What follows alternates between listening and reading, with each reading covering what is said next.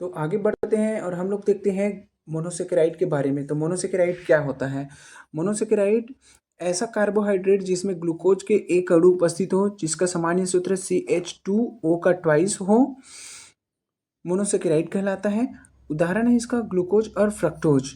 इसके भौतिक गुण क्या क्या है? तो इसके भौतिक गुण है, ये रंगीन होता है, मीठा होता है, जल में विलय होता है, किंतु अल्कोहल और बेंजीन में अविलय होता है। ये ग्लूकोज के मोनोसेकेराइड के भौतिक गुण थे। उसके बाद हम लोग देखते हैं ग्लूकोज की संरचना।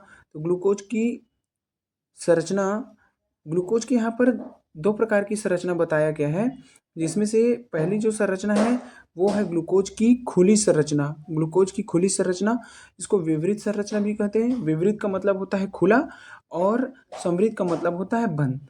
तो इसके पक्ष में क्या क्या तथ्य प्रस्तुत किए गए हैं या स्टेटमेंट प्रस्तुत किए गए हैं उसको देखते हैं। पहला बताया गया है इसमें, इसका अणुसूत्र C6H12O6 के रूप में पाया जाता है। दूसरा बताया गया है 6 कार्बन परमाणु वाला सीधी श्रृंखला के रूप में होता है। तीसरा है कार्बोनिल समूह की उपस्थिति। चौथा एल्डिहाइडिक समूह की उपस्थिति। पांचवा हाइड्रोक्सिल समूह की उपस्थिति। छठवां प्राथमिक एल्कोहल CH2OH का पाया जाना।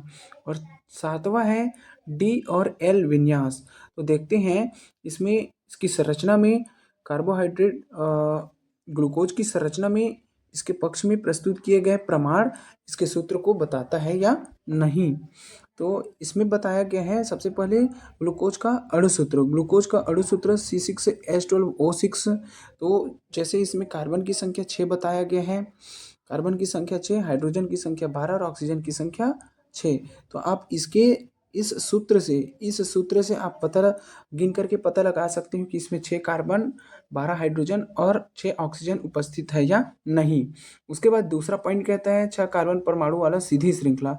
तो देखो 1, 2, 3, 4, 5 और ये 6 कार्बन परमाणु। इसके अलावा इसमें कार्बोनिल समूह की उपस्थिति और एल्डिहाइडिक समूह की उपस्थिति बताया। तो ये कार्बोनिल समूह है और ये कार्बोनिल समूह ही ये एल्डिहाइडिक समूह है और यही एल्डिहाइडिक समूह कार्बोनिल समूह से व्युत्पन्न होता है। उसके बाद बताया गया है 5 हाइड्रोक्सिल समूह। तो इसमें 5 हाइड्रोक्सिल समूह आप देख सकते हैं, जैसे ये पहला हाइड्रोक्सिल समूह, ये दूसरा हाइड्रोक्सिल समूह, ये तीसरा हाइड्रोक्सिल समूह, ये चौथा हाइड्रोक्सिल समूह और ये पांचवा हाइड्रोक्सिल समूह। तो इस स्टेटमेंट को भी पूरा करता है। उसके बाद नेक्स्ट है प्राथमिक एल्कोहल का पाया जाना। तो ग्लूकोज में प्राथमिक एल्कोहल भी उपस्थित है। जैसे ग्लूकोज में उपस्थित ये प्राथमिक एल्कोहल CH2OH, ये प्राथमिक एल्कोहल है। उसके बाद बताया गया है ग्लूकोज का D और L विन्यास के रूप में पाया जाना। ग्लूकोज का D और L विन्यास आप इस सूत्र में देख सकते हैं। ग्लूकोज का D और L विन्यास, ये D विन्यास और ये दूसरा है L विन्यास। तो ग्लूकोज की विवरित संरचना के पक्ष में ये सभी प्रमाण हैं जो इसके इस सीधी श्रृंखला को प्रस्तुत करता है। आगे बढ़ते हैं और हम लोग देखते हैं ग्लूकोज की चक्रीय संरचना। ग्लूकोज की चक्रीय संरचना क्या क्या बोलता है? तो ग्लूकोज की चक्रीय संरचना ये कहता है, ग्लूकोज की चक्रीय संरचना का फर्स्ट स्टेटमेंट है, एक एमिल फिशर ने 1894 में दिया था। दूसरा कहता है 5 सदस्यीय ब्यूटिलीन ऑक्साइड का चक्र होता है जो 4 कार्बन और एक ऑक्सीजन से बना होता है, एक ऑक्सीजन से बना होता है। तीसरा कहता है इसका, बाद में हवार्थ और उनके सहयोगी ने बताया कि 6 सदस्यीय एमिलीन ऑक्साइड का बना होता है। उसके बाद चौथा नंबर है, ये हाइड्रोक्लोरिक एसिड के साथ मिल करके 2 समन्वयी यौगिक बनाता है जो अल्फा व बीटा मेथिलीन ग्लूकोसाइड होता है। उसका पांचवा जो स्टेटमेंट है वो ग्लूकोज की पैरेनोज संरचना को बताता है। ग्लूकोज की पैरेनोज संरचना को भी हम लोग देखेंगे। तो देख लेते हैं इसके स्टेटमेंट और इसके सूत्र। इसके स्टेटमेंट और इसका सूत्र दोनों एक दूसरे से मैच करता है कि नहीं। इसमें क्या बोला गया है कि इसमें कहा गया है ये 5 सदस्यीय ब्यूटिल ऑक्साइड का बना होता है जो जो 4 कार्बन और एक एक ऑक्सीजन से बना होता है। जैसे इसमें देख सकते हो कि 4 कार्बन और एक एक ऑक्सीजन उसमें उपस्थित है। 4 कार्बन और एक एक ऑक्सीजन उपस्थित है। उसके बाद है, हवार्थ और उनके सहयोगी ने बताया कि अच्छा सदस्य एमिलीन ऑक्साइड का बना होता है। 6 सदस्यीय एमिलीन ऑक्साइड, जैसे 6 सदस्य कहने का मतलब है ये 1, ये 2, ये 3, ये 4, ये 5 और ये 6, और ये ऑक्साइड, इसलिए इसको कहा गया है 6 सदस्यीय एमिलीन ऑक्साइड का बना होता है। और ये इसका एक गुण के बारे में हम देखें, रासायनिक गुण के बारे में, तो हाइड्रोक्लोरिक अम्ल के साथ क्रिया करके 2 समन्वयी यौगिक बनाता है जो अल्फा व बीटा में मिथाइल ग्लूकोसाइड होता है। और इसका 5वां जो स्टेटमेंट है वो ग्लूकोज की पायरेनोज संरचना को दर्शाता है। तो ग्लूकोज की पायरेनोज संरचना क्या है? तो ये है ग्लूकोज की पायरेनोज संरचना। ये है ग्लूकोज की पायरेनोज संरचना, ये वाला ग्लूकोज का पायरेनोज संरचना, ये ग्लूकोज की पायरेनोज संरचना। इसमें क्या बोला है ग्लूकोज की पायरेनोज संरचना में? पहले बोला है ऑक्सीजन युक्त 6 सदस्यीय वलय को पायरेनोज संरचना कहते हैं।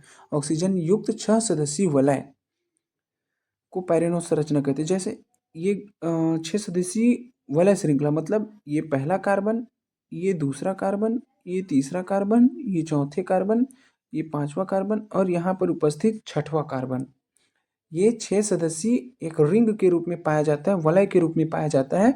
अर्थात ये 6 सदस्यीय ऑक्सीजन युक्त वलय का, यहाँ पर एक ऑक्सीजन भी उपस्थित है, ऑक्सीजन भी उपस्थित है, इसलिए ये क्या है, ऑक्सीजन युक्त 6 सदस्यीय वलय, इसको पायरेनोज संरचना कहते हैं। यह है पायरेनोज संरचना। आगे बढ़ते हैं हम लोग और देखते हैं ग्लूकोज की। उसके बाद दूसरा है फ्रक्टोज की संरचना।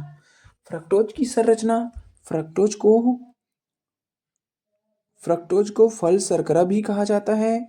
यह फलों में प्रचुर मात्रा में पाया जाता है। यह संयुक्त होकर सुक्रोज बनाता है। प्राकृतिक सुक्रोज को लेविलोज भी कहते हैं। इसके भौतिक गुण कौन कौन से हैं? तो इसके भौतिक गुण हैं, रंगहीन होता है, क्रिस्टली होता है, गलनांक 102 डिग्री सेंटीग्रेड होता है, जल में यह विलेय होता है किंतु बेंजीन और ईथर में अविलेय होता है। ये फ्रक्टोज के भौतिक गुण हैं। उसके बाद है फ्रक्टोज की चक्रीय संरचना। फ्रक्टोज की चक्रीय संरचना, फ्रक्टोज के इस स्ट्रक्चर में इसका हम साइक्लिक स्ट्रक्चर देखते हैं, जिसमें साइक्लिक स्ट्रक्चर के पक्ष में पहला प्रमाण है फ्यूरेनोज संरचना।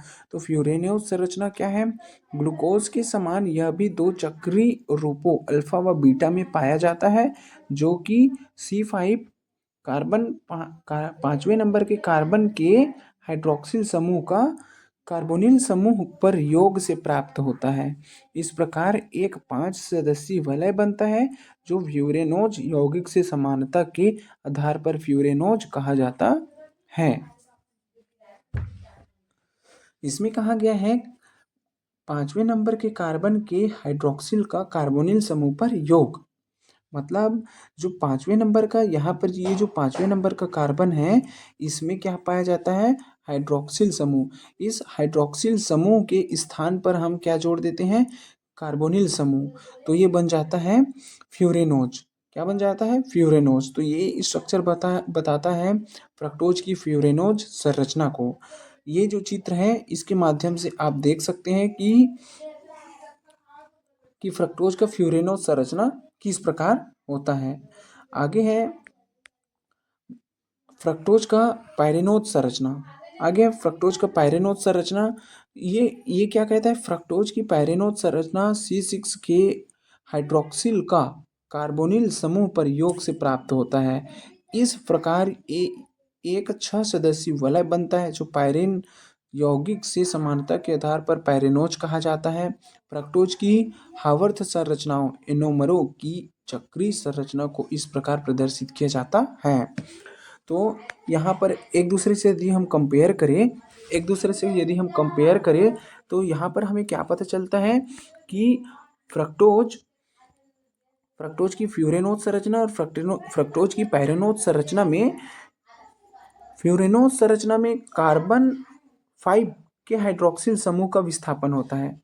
जबकि पायरेनोज संरचना में कार्बन 6 के हाइड्रोक्सिल समूह का विस्थापन कार्बोनिल समूह द्वारा होता है। और फ्यूरेनोज में क्या बनता है, एक 5 सदस्यीय वलय बनता है, जबकि पायरेनोज में क्या बनता है, एक 6 सदस्यीय वलय बनता है। पायरेनोज में 6 सदस्यीय वलय बनता है। तो इस प्रकार फ्यूरेनोज और पायरेनोज दोनों में थोड़ा सा अंतर हो जाता है। ये है फ्यूरेनोज की संरचना और ये है पायरेनोज की संरचना। अल्फा डी फ्रक्टोपायरेनोज, बीटा डी फ्रक्टोपायरेनोज, ये है इसकी स्ट्रक्चर।